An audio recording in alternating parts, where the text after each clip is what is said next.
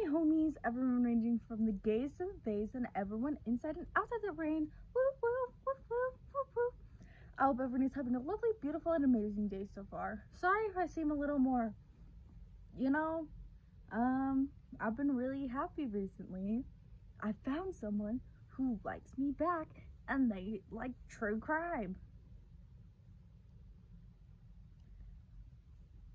I'm shocked. Anyway, he's really nice. You know, he's if I start smiling randomly, it's not because of the case. The case is really sad. It's because I probably got a text from him. But anyways, so this is a new video for my American Killer series. Yay! This is for the state of Washington. So this one was a hard one to pick. And I mean hard. Because I wanted to do one that I've never heard of, but there was a lot of victims because, yeah, and this one really stood out to me because, carnation, the flower, it's not based off of the flower, but look, let me show you a picture of carnations. Ooh, they're so pretty.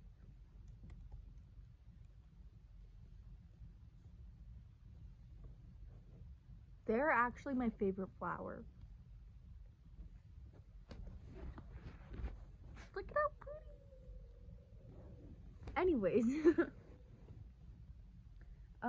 let's get into the case. So this is, well, before we do, does contain a lot of violence, cussing, not a lot of cussing, but some cussing, death of children, and death of family members.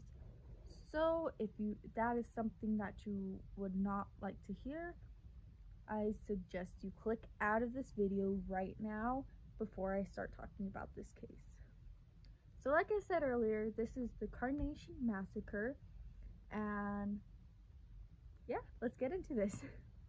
So Wayne Scott Anderson was born in Tucson, Arizona. I'm sorry if I pronounced that wrong, but yeah. And he spent most of his childhood in California, and he met this lady named Judy Fisher. Sorry, I started choking because I just ate cookies. Anyways, the two of them dated through high school, and then they got married, so they were high school sweethearts. I love stories like that. They're so cute. Anyways, they had 3 children together. I'm pretty sure it was 3. Yeah, 3 children. They had Michelle Anderson, Scott Anderson, and Mary Victoria Anderson.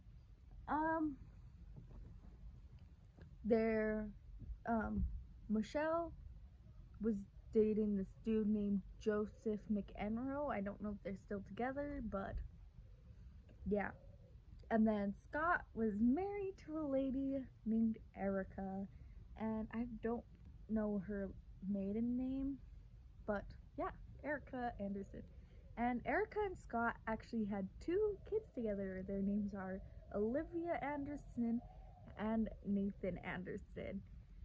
And so, yeah, so the Judy and Wayne didn't stay in California forever, obviously, because this is for Washington.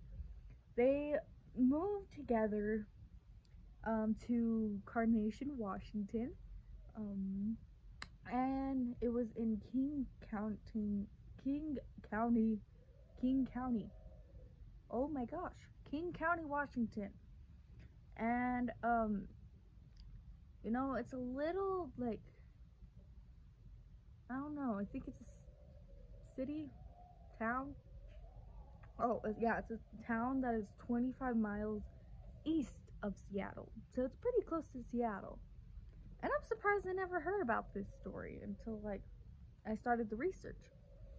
Anyways, one day, Wayne, well, hold up, not there yet. Michelle and Joseph, they shared a trailer on Wayne and Judy's property. And one day on December 24th, 2007, Judy and Wayne invited all their kids over and their families to have a Christmas Eve gathering, like a family gathering.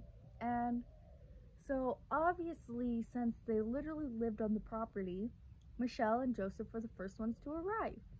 Mary Victoria was not able to make it that night because she was sick. So yeah, she wasn't able to make it to the family gathering.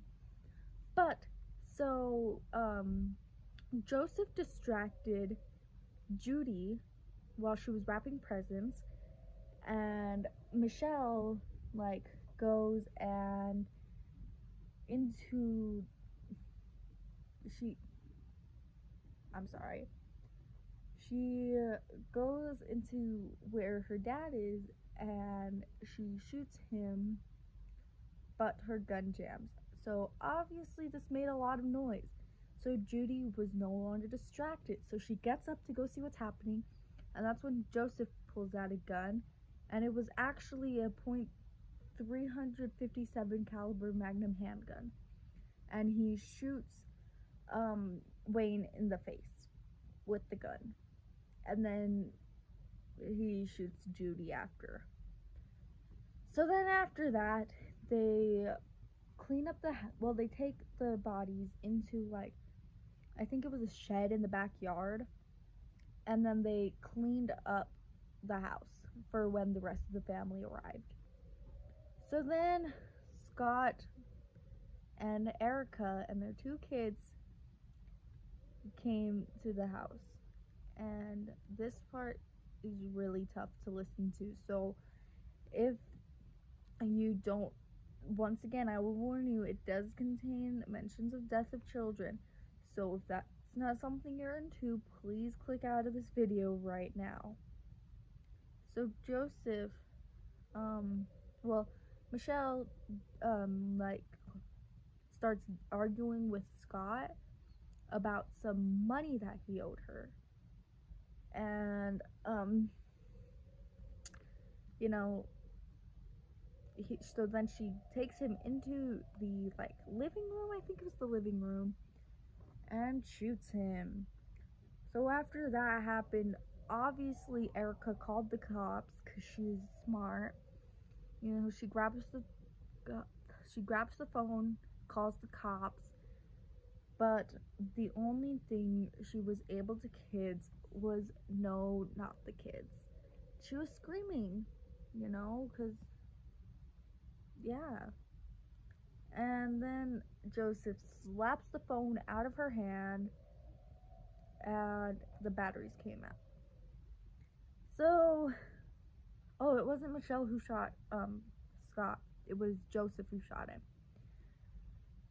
And then after that, Joseph shoots Erica, and then Nathan and Olivia, they were clinging onto Erica's body, and they were crying, and obviously you'd be crying if you were in, screaming and crying if you were in that situation. And then he shoots the kids. Olivia was 5 years old at the time, and Nathan was 3. They were 2 innocent children who did nothing to deserve that. That whole family didn't do anything to deserve what they got. But because Michelle was selfish and she just cared about money, that whole family died. So in total, there were 6 victims who were all Michelle's family. She killed her family. And so they didn't call the cops or anything, but obviously because of the phone call. Sorry if I say obviously a lot, But because of the phone call, a police officer showed up to go like look around. But he stopped because the gate was closed. 2 days later, not Michelle, Judy's friend, Linda, when it's her coworker, is like super confused and like worried whenever Judy doesn't show up at work after Christmas. So she was like, what? And then like if she was gonna miss it, she would have called in, but she didn't call in. So Linda left early from work and she went to Judy's house, and she went around the gate. She tried opening the door and it opened because it was unlocked. And when she walked inside, she was horrified at the scene. There was 3 dead bodies that she could see. So she called the cops and she was like, hey, you gotta come down here. She didn't say these exact words, but she was like, hey, you gotta come down to this house in Carnation. I don't know the address to it, but I think I put it in my notes, but I don't remember. But like she was like, hey, you gotta come down to this house in Carnation. There's 3 dead bodies. There's 2 adults and 1 baby. I remember that because I was like, oh. The baby that she was talking about in the phone call was Nathan Anderson, and the 2 adults were Erica and Scott. So, and they later found the rest of the bodies. Olivia was under Erica's body, probably from like clinging on to her, and Wayne and Judy were in the shed in the backyard. So as like the police were searching around, guess who shows up? Michelle and Joseph. And they were like, hey, we decided to come back home because we got lost on the way to Las Vegas to get married. They murdered their family. Well, it's not Joseph's family, but still. They murdered their family and then decided, let's get married. It was probably just like to set up an alibi, which obviously wouldn't work. But anyways, the cops were suspicious of them because first off, they weren't asking why they were at the house, and second off, they weren't like asking like, hey, is our family all right? Is her family all right? What happened? So the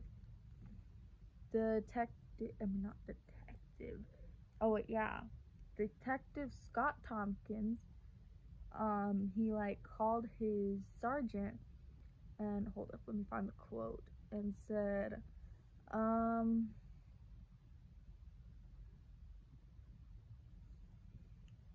did he say? Shoot.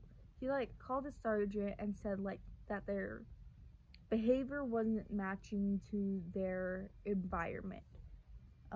Sorry, I'm trying to find the quote still, but I can't find it. So, you know, he was like, yeah, this doesn't seem right. So then he took them into questioning. Well, not questioning, but he separated them and interviewed them separately. Eventually, both of them confessed to the murders. But Michelle Anderson, said, quote, it's my fault. I'm sorry. It's not Joe's fault. It's all me, unquote. And then in a different interview, she said, well, she kept calling herself a monster and a bad person. Well, if you're gonna think that, then don't kill your family. Anyways, you know, this case is hard. So then, you know, Joseph was like, yeah, I did it, you know, shot him. And Detective Tompkins said that she told him that she had originally only planned to kill Scott, her brother, because of the money. But she got upset when her parents sided with her brother. What? And then Detective Tompkins also asked what the kids were doing before they were shot, and Michelle said that they were clinging to their mom and screaming. And then she said, quote, "I just thought that if they saw their parents dead, they'd be scarred for life," unquote. And she said she felt bad. What? I'm sorry, but I hate whenever murderers will literally plan a murder and then the latest they'll say, I felt bad. You had the time to plan this murder out, think about the consequences that would happen if you got caught, and then you only start feeling bad once you do get caught.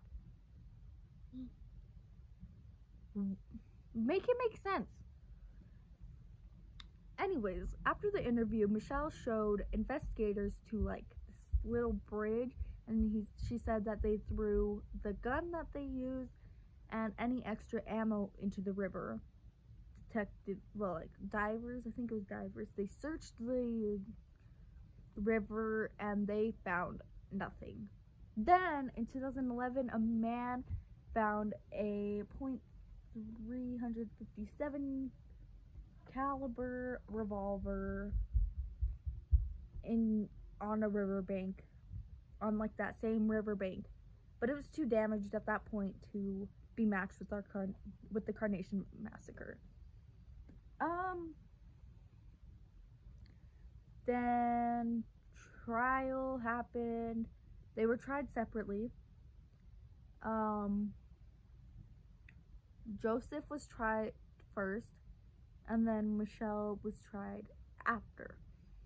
So they were both charged with 6 counts of aggravated murder. And in 2008, Michelle said in a jailhouse interview, quote, "I want the most severe punishment, which would be the death penalty. I think if I kill a bunch of people, I'm not sure I deserve to live," unquote. And yes, that is true in some ways, but it's not in some other ways. You should live only for the fact that you need to serve your punishment. Death is an easy way out of murder or whatever you committed. In this case, it's murder. You get an easy way out of your punishment that you did for murder. So that's part of like the reason I don't agree 100% with the death penalty. And the second reason is because like if they find evidence in the future that would prove someone innocent, then they killed an innocent person. Anyways, so then the King County prosecutor, Dan Satterberg, said that he would not seek the death penalty against them. You know, good thing he didn't. Then 2015, Joseph McEnroe's murder trial begins, and he talked with a speech impediment, I'm pretty sure, so he was like whispering most of the time. And he was like saying that things like he was tricked into doing it, and that like Michelle treated him like a dog. Anyways, he was found guilty and was charged with 6 life sentences without the possibility of parole.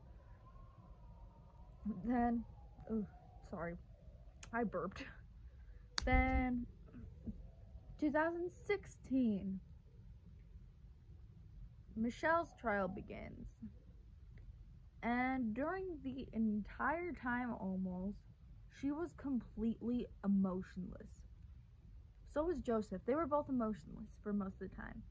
The only time she showed, like, emotion was when her sister, Mary Victoria, like, talked. I mean, I can see why that would get you emotional, but still, if you did feel as bad as you said you did, like, in 2007, you would, like, you would have more emotion into that trial. But no, you were just like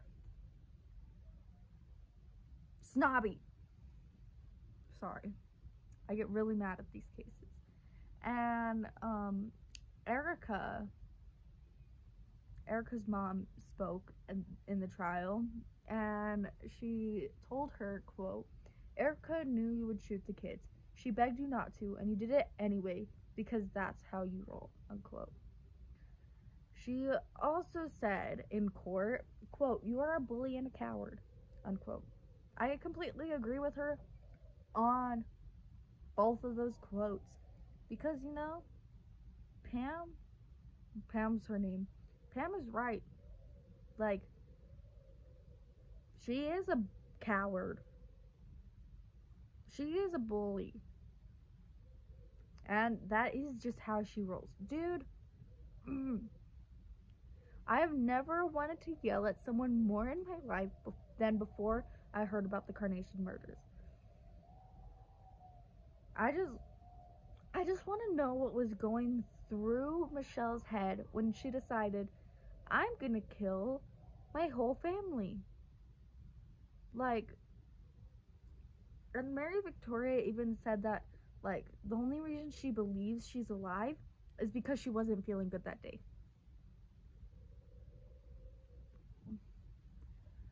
Michelle. Don't copyright me. Anyways.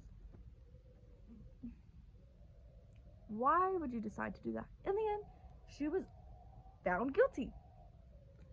And she was also she was also convicted of 6 life sentences without the possibility of parole. And Pam, if you don't remember who that is, that's Erica's mom, said that she's glad the legal case is over, but family members are worried that the community will slowly start forgetting about their loved ones. And that's the saddest thing that I've ever heard. Anyways, that's it for this video.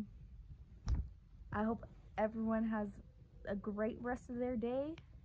And remember, don't murder people. Please. Murder is not good. Think about the consequences. Anyways, bye.